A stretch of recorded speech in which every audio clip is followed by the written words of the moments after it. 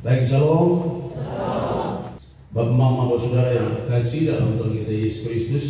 Tema perenungan bagi kita hari ini, bapak saudara sekalian, hikmat dan karakter fondasi pendidikan Kristen yang berkualitas. Kita akan renungkan, berkesempatan merenungkan bagaimana kita membangun fondasi pendidikan Kristen yang berkualitas.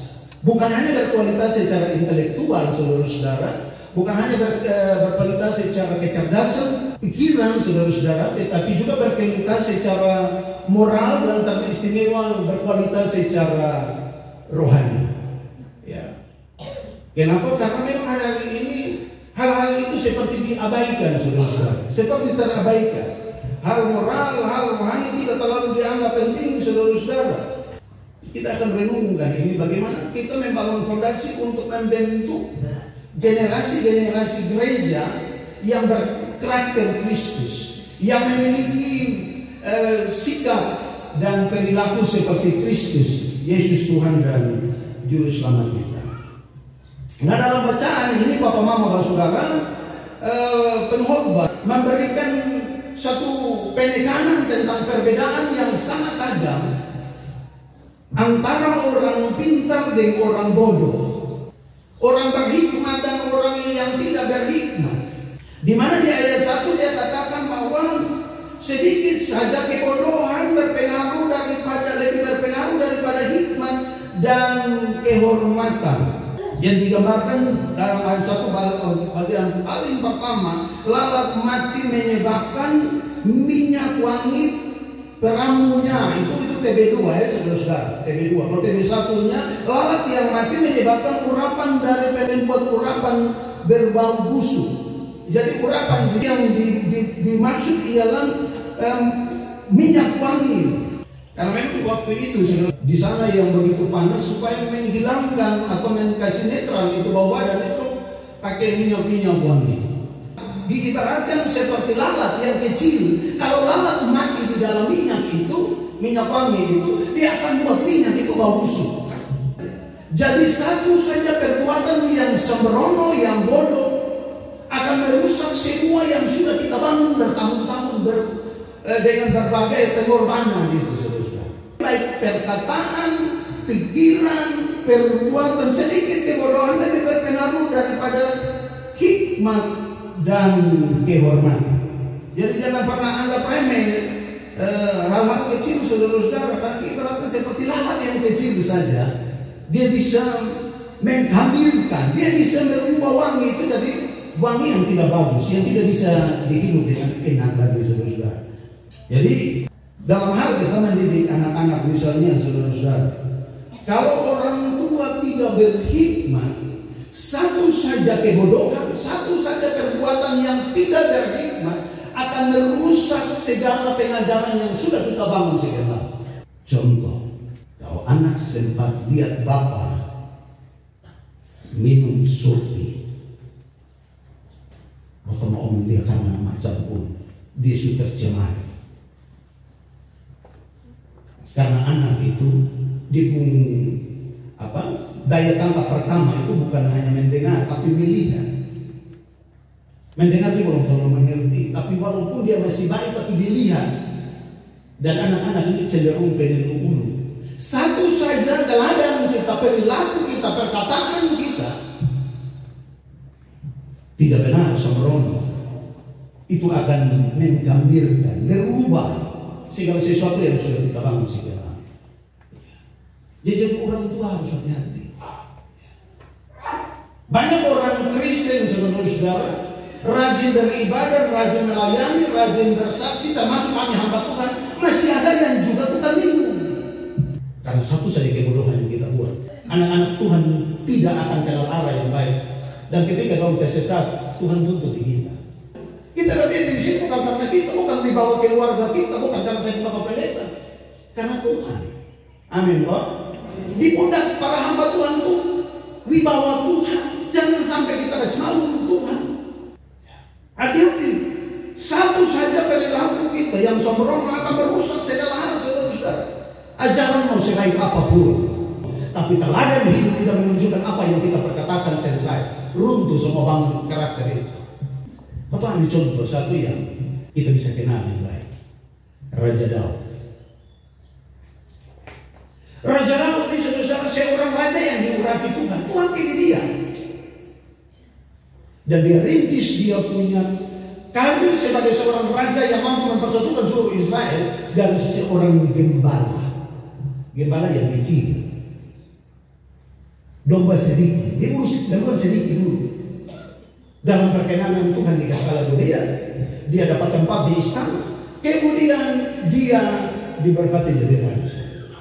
Duduk dengan segala kemegahan, kemasyuran dan seterusnya. Tapi apa saudara-saudara? Satu saja kesalahan kecil. Dimulai orang bilang dari mata turun ke hati. Cinta dari mata turun. Bisa berjalan di atas sopor rumah dia lihat awe sama di bawah ya. Lihat. Pertama dosanya hanya dia, soalnya kuliah hanya dia saja. Belum tentu disuka. Tapi hati-hati, kalau kasih lihat, dia turun di hati. Lalu Daud bilang ke Amr gitu, sahabat punya Uriah, pian kita sepeda. Maka dari dosa yang kecil dari mata turun di hati menjadi dosa yang besar, dosa perzinahan. Karena ketakutan merencanakan pembunuhan. Pembunuhan berencana. Satu dosa melahirkan dosa yang lain, saudara. Satu saja kesalahan kecil melahirkan dosa-dosa yang besar. Memang dosa masuk pertama di dalam dunia ini karena dosa keinginan ini. Dan kemudian dia ditegur oleh hamba Allah Natan. Itu anak bilang akan mati. Dok puasa cari Tuhan mungkin orang mati. Lalu Tuhan bilang pedang tidak akan jauh-jauh dari keluarga Daud. Lalu kemudian dimulai dari Amnon berkosa di adik tiri Tamar. Absalom datang tutup bunuh ame Amnon. Kemudian Absalom bangun lari. Lalu dia kembali dia ribut di babak tahta. Dia bersetubuh di babak bundi di depan umum semua. Dan itu memang luka, saudara. Satu dosa kecil melahirkan dampak yang besar. Dia kehilangan di tahta. Walaupun nanti berhasil berebut, dia anak mati. Tapi kemudian dibikin mazmur yang luar biasa. Salah satu dari mazmur 51.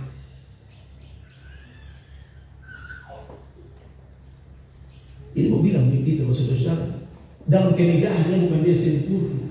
Dia punya keterbatasan. Satu dosa kecil saja yang dibiarkan bertumbuh berkembang melahirkan dosa-dosa yang lain. Tapi beruntung dia berkesempatan untuk pulih, dapat kasih karunia Tuhan. Ya, dia diberikan kejayaan, saudara. Tapi kita jangan tiru itu, ya, saudara. Ya. Karena satu dosa akan menimbulkan banyak hal-hal yang ngeri dalam keluarga kita. Ya. Saya yakin papa mama semua yang ada di sini, para orang tua, anak-anak yang ada di dalam sini, tidak mau semua yang sudah kita rintis sekian lama tiba-tiba rusak hanya karena satu dosa kecil. Betul atau tidak? Tidak mau kita untuk semua yang sudah kita rintis hanya karena satu dosa kecil. Dosa keinginan seksual seperti Daud, atau dosa karena perut, keinginan di perut Esau jual di hati sulungan dia, atau yang lain nanti saudara. Jangan kasih kesempatan kepada dosa, saudara. Jangan buka peluang. Jangan pernah lengah. Karena walaupun dia kecil, dia bisa berbahaya. Iblis itu tahu kalau kelemahan sama papa mama. Saya pendeta kelemahan apa? Iblis tahu. Saya omong ini mungkin bapak mama pikir ini sepele, tapi ini yang hari ini ada dalam gereja.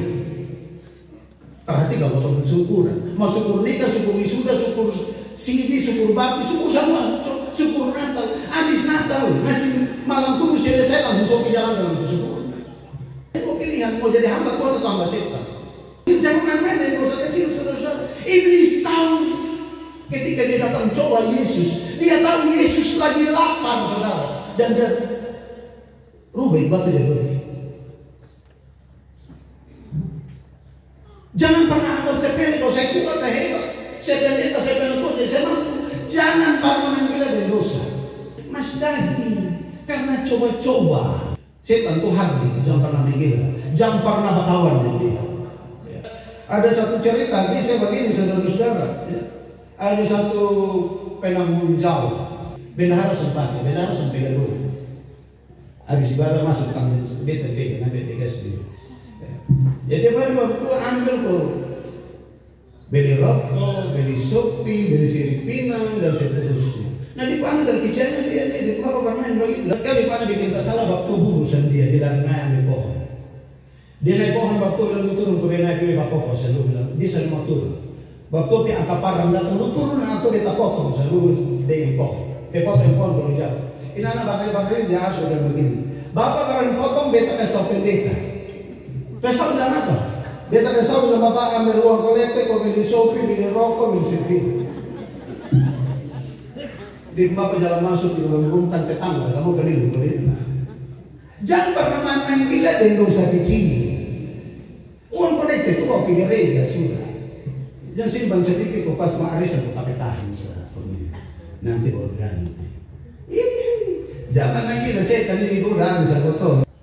Satu saja kesalahan yang dibuat, maka semua bangunan yang sudah kita bangun itu akan menjadi sia-sia. Saudara boleh bandingkan dengan surat Yakobus pasal 2 ayat 10 itu di sana dikatakan bahwa sebab siapa yang menuruti seluruh hukum itu tetapi tersandung dalam satu bagian saja, ia bersalah terhadap seluruhnya. Jika kita mau baik karena macam itu, harus sebaik apa kita saudara? Karena kita sudah berusaha baik tapi satu saja salah, merusak seluruh agama. Satu nilai merusak susu sebalanga, saudara. Apa itu hikmah? Hikmah dalam bahasa Ibrani itu hokmah, bahasa Inggrisnya wisdom, bahasa Yunaninya sophia. Tapi jangan pikir bilang sophia. Apalagi sekarang sophia justru bikin tulis di botol bagus-bagus sophia. Jadi akhirnya orang pikir itu hikmah. Lalu dia ambil kalau dia mulai minum. Dia minum langsung dia mulai berhikmah. Dia pintar tiba-tiba. Yang kemarin bulu mati sekarang cerewet. Pernah lihat begitu kan? Yang kalau minum miskin minum kaya. Ada begitu di sini tidak? Yang panau tapi pas Sophia masuk di dia, hikmah itu masuk di dia. Di kendaraan di fuso ditekpa di dalam buka baju baru pisau lempar ada pohon di sini. Ada seorang tua di berkhotbah di negeri dan dia takut dong. Apalagi pendeta ada, yang pendeta ada dia kodok habis seperti dia khotbah. Saudara Tuhan suruh Yunus pininiwi, Yunus lari dan ketika ombak begini, Yunus bilang buang beta sah dan dia lari itu. Dan saudara mau tahu ketika buang di dalam laut, Yunus dalam ikan besar.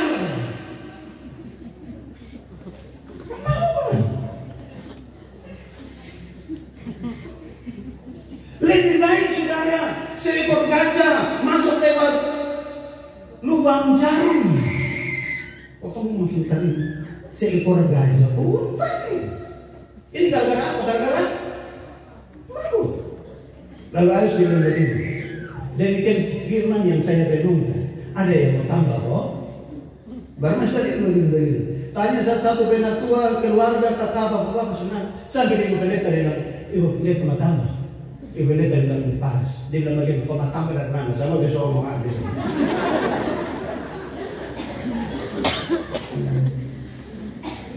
Tapi puji Tuhan di bukit Zaitun ini tidak ada begitu kan?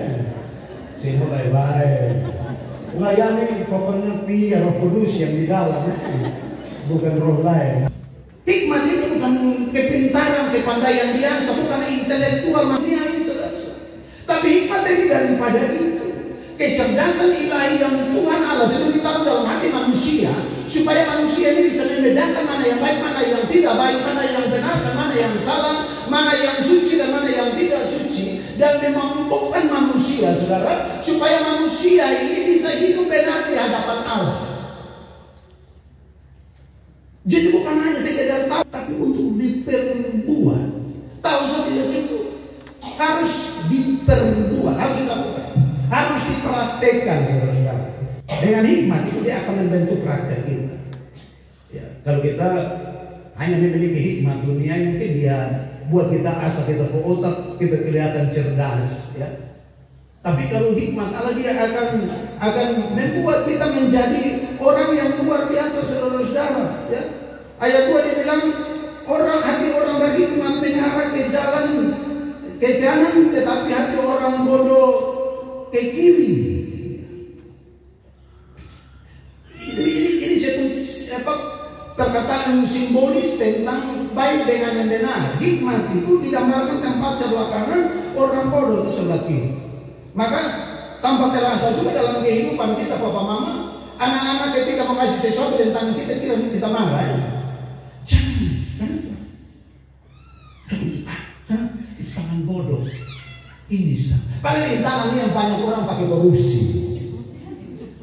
Intanan yang banyak suami pakai papa ini. Intanan ini yang bikin harmoni, pokoknya pencuri orang barang, ya toh. Pulang dari kebun, tetangga ada tofu dalam kebun, pikir dia menyalah rohani. Berkat Tuhan mari hitunglah. Padahal dia ada koru bawa tetangga pulang ubi dulu. Nah, saudara-saudara yang terkasih dalam Tuhan kita Yesus Kristus, ayat 4 sampai 7 bagian kedua, saudara-saudara, dikatakan jika amarah penguasa bangkit atas engkau, janganlah meninggalkan tempatmu, karena ketenangan mencegah kesalahan besar.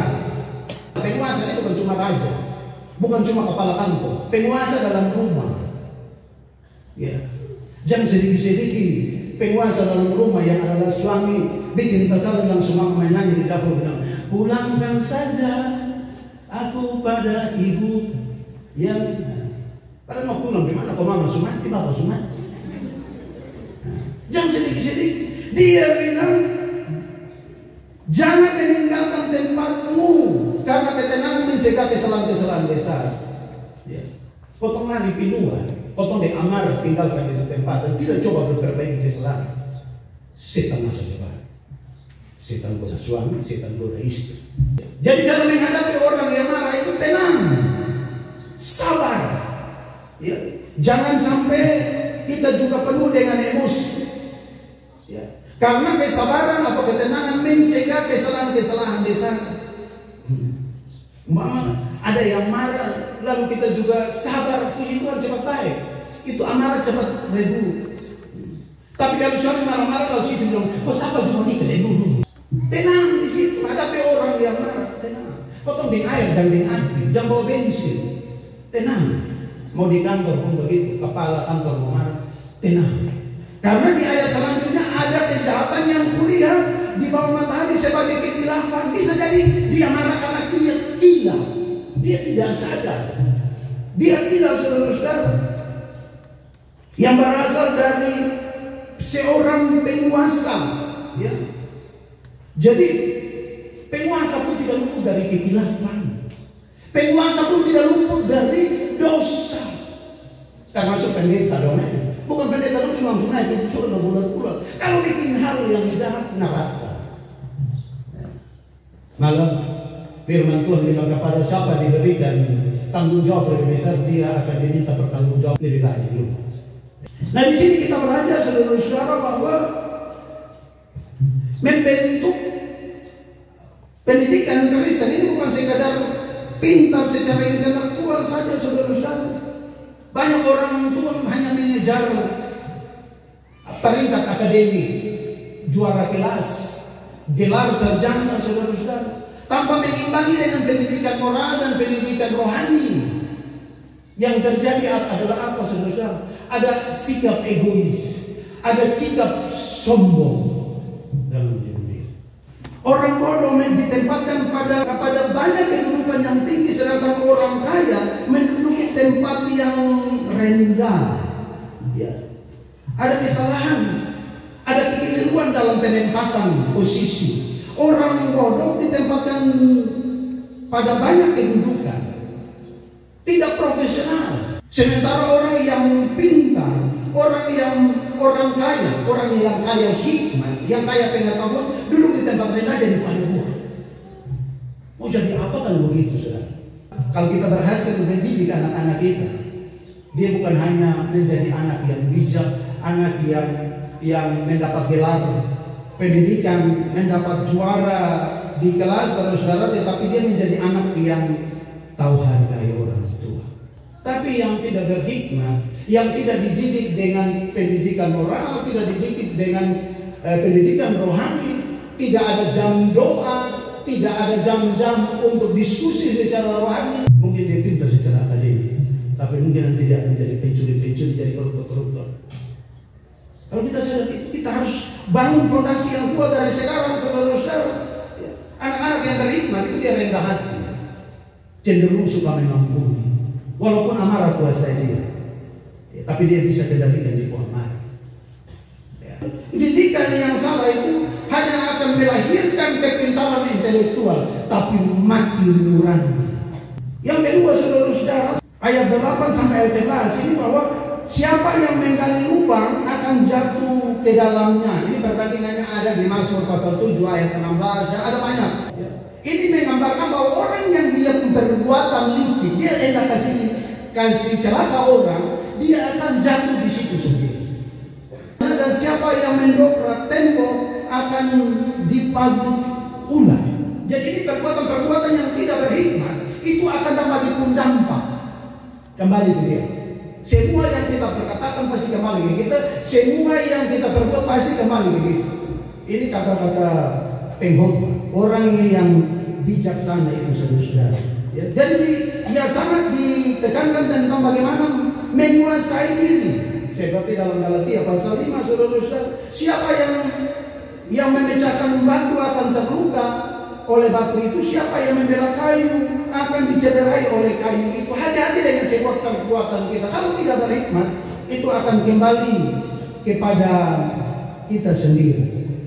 Jika kapak menjadi tumpul dan mata kapak tidak diasah, maka orang harus memperbesar tenaga, tetapi yang berguna untuk berhasil adalah hikmah. Jika ular memanggut sebelum mantra diucapkan, maka tukang mantra tidak akan berhasil.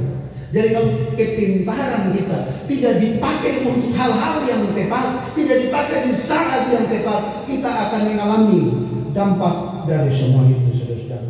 Yang terakhir, saudara-saudara, ayat 12 dikatakan bahwa perkataan dari mulut orang berhikmat penuh belas kasihan, tapi artinya berhikmat menarik, tetapi bibir orang bodoh menelan orang itu sendiri. Kalau perkataan yang kita keluarkan tanpa diperhitungkan dengan baik, itu akan merugikan kita. Bukan hanya merugikan kita, tapi merusak relasi kita dengan sesama, bahkan merusak relasi kita dengan Allah. Jadi pikir dulu baru ngomong. Tapi kadang-kadang orang ini dia punya kecepatan bicara lebih cepat dari kecepatan berpikir. Dia harus berpikir. Dan itu banyak buat kesalahan, saudara. Ya. Jadi kalau kita mau berbicara perkataan, itu harus perkataan yang membangun, bukan perkataan yang menyakiti, saudara-saudara. Kalau kata-kata yang tidak dipertimbangkan dengan baik-baik, itu bisa merugikan masa depan anak-anak kita. Nah, orang tua harus berani berkata jujur, supaya anak-anak tiru yang jujur-jujur. Ya bilang ya, tidak bilang tidak.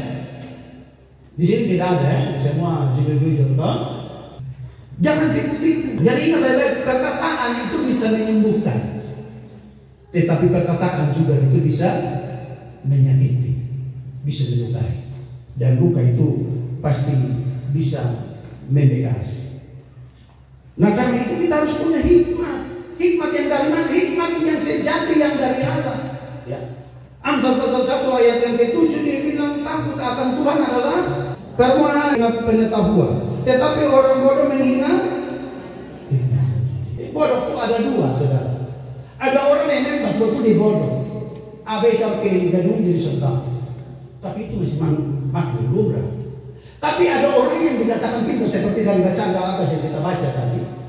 Dia tahu, dia punya pengetahuan, dia mengerti, saudara-saudara, tapi dia tidak lakukan itu. Dia lakukan yang sebaliknya. Nah itu bodoh yang paling berbahaya, naif sekali. Nah. Banyak orang sudah tahu tipu itu dosa, tapi dia tipu. Banyak orang tahu bahwa buat ini Tuhan tidak suka, tapi dia buat. Dalam pikiran pun jangan engkau mengutuki raja. Hati-hati. Ini yang suka mulu badodo loh, yang suka omong orang loh, yang suka sinis-sinis dengan orang. Dalam pikiran pun jangan sampai ada dalam pikiran engkau mengutuki raja. Dan dalam kamar tidur, ini tempat yang teraman, yang privasi, yang tidak mungkin orang masuk, saudara. Jangan engkau mengutuki orang kaya. Karena apa? Karena burung di udara mungkin akan meneruskan ucapanmu, dan segala yang bersayap dapat menyampaikan apa yang kau ucapkan. Ya. Di bahasa keren sekarang bilang tembok itu ada telinga. Omong orang itu hati-hati. Apalagi yang tukang bakoko di bawah kersen yang itu, yang peko bacari kutu, suami pekebun, mulai peko bilang lu sudah dengar. Hati-hati, pohon kersen bisa bohong, nanti sampai di sana. Jangan terlalu badodo. Biar orang berusaha. Kenapa tuh? Kalau kita mau kasih pastoral dia, mama dalam nama Tuhan kau bisa bertobat. Kalau jangan diomong di orang, ya? Jangan sampai burung di udara akan meneruskan ucapanmu, dan segala yang bersayap akan menyampaikan apa yang kau ucapkan.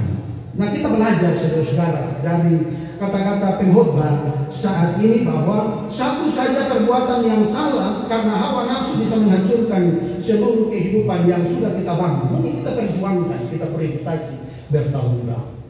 Saya sadar sebagai manusia, saya mungkin ingin daging masih ada. Saya masih sedikit muda. Saya tahu saya punya kelemahan, saya tahu. Saya kuat emosi. Karena itu saya berdoa mati punya, Tuhan tolong beta punya kelemahan. Karena satu saja kesalahan, kebodohan yang kita buat. Ya, orang bilang nafsu sesaat. Bikin nangis. Reputasi bukan manusia yang tahu. Perjuangan dengan derai air mata. Ya, banyak rumah tangga yang hancur karena itu, toh. Nah, kalau mampu udah ada. Lu suaminya boleh, lu model begini, lu dan beta model begini. Masih kalau lu itu perempuan kamu bos tuh. Hati-hati dengan satu saja kesalahan kecil itu akan merusak segala sesuatu. Nah, kita perlu belajar dari Kristus. Kristus ini sumber hikmat, saudara-saudara. Pertama Korintus 1 ayat yang ke-24. Kristus adalah kekuatan Allah dan hikmat. Ya. Kristus itu adalah logos, firman Allah. Dia itu sumber segala hikmat ilahi yang jadi manusia. Ya. Jadi kita perlu belajar dari Kristus, saudara-saudara, sang logos itu untuk kita memperoleh hikmat. Karena dia adalah satu-satunya fondasi yang kuat. Dia dasar. Dia adalah teladan hikmat dalam semua pengajaran hikmat yang harus kita miliki. Jadi tujuan kita hari ini, Papa Mama, membentuk manusia yang berkarakter Kristus. Kita harus makin menjadi serupa dengan Tuhan, bukan makin menjadi serupa dengan iblis. Belajar dari Kristus, saudara-saudara, sang sumber hikmat itu, supaya kita makin menjadi seperti Kristus. Jadi pendidikan yang baik, ya, hikmat, karakter, fondasi pendidikan Kristen yang berkualitas ini bukan tentang pencapaian reputasi di dunia ini, saudara-saudara, tetapi juga harus menjadi suatu hal yang berdampak untuk kehidupan yang kekal. Karena itu mari sebagai orang tua, sebagai para pelayan Tuhan, sebagai para guru mungkin yang mendidik anak-anak, mari kita minta hikmat dari Tuhan, saudara-saudara, supaya kita bisa mendidik anak-anak yang Tuhan titipkan kepada kita menjadi generasi yang berhikmat, berkarakter seperti Kristus. Bukan cuma pintar intelektual, tetapi dia pun hidup berkenan kepada Tuhan. Kita bukan pintar secara intelek saja, tapi hidup harus berkenan kepada Tuhan. Jangan kamu jadi serupa dengan dunia ini, tetapi berubahlah oleh pembaharuan budi. Berubah, saudara, supaya kita berubah. Mungkin hari ini saudara masih hidup dalam dosa itu, tapi setelah dengar ini pengajaran, berubah. Daud tidak bisa menghapus itu dosa, itu tercatat dan kita bisa baca. Dia seorang pesina, dia seorang pembunuh, walaupun dia tidak langsung, tidak bisa ubah itu semua. Tetapi ketika dia datang merendahkan diri di hadapan Tuhan, dia dapat kasih karunia pengampunan dari Tuhan.